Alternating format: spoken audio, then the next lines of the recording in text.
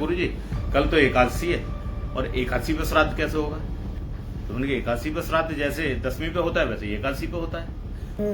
एकादशी पर बताया गया है कि अन्न नहीं खाना चाहिए, तो वो ये श्राद्ध बिना अन्न के होता नहीं है, तो इसलिए एकादशी पर न करके वो श्राद्ध दूसरी अब तिथि पर होना चाहिए। उन्होंने की एकादशी में तो अन्न खाना निषेध कहा गया है, और जब अन्न खाना निषेध कहा गया है तो श्राद्ध कैसे होगा?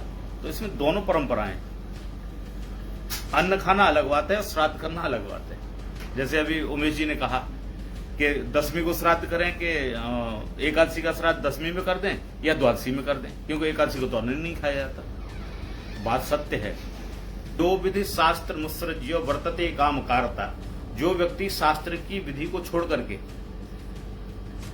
अपने मनमानी ढंग से कोई कार्य करता है तो उसको न तो सिद्धि की प्राप्ति होती है, न सुख की प्राप्ति होती है, न परलोक की प्राप्ति होती है। इसलिए मनमाने ढंग से कार्य नहीं करने चाहिए।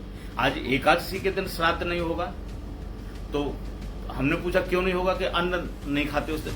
अरे भाई, एकादशी के दिन जो अन्न खाता है वो भी पाप का भागी होता है, जो दूसरे व्यक्ति को अन्न खिलाता है वो भी पाप का भागी होता है। तो इस पाप से बचने के लिए एकादशी के दिन तो हर व्यक्ति को व्रत रहना चाहिए।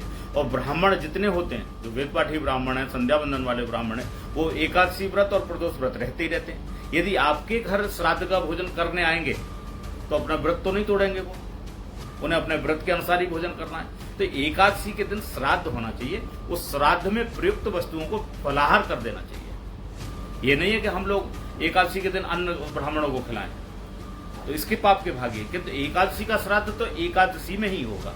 ये नहीं कि हम एकादशी का श्राद्ध द्वादशी में कर दें, कि एकादशी का श्राद्ध हम एक दिन पहले दसवीं में कर दें, ये भी परंपरा नहीं है। एकादशी का श्राद्ध एकादशी को ही होना चाहिए।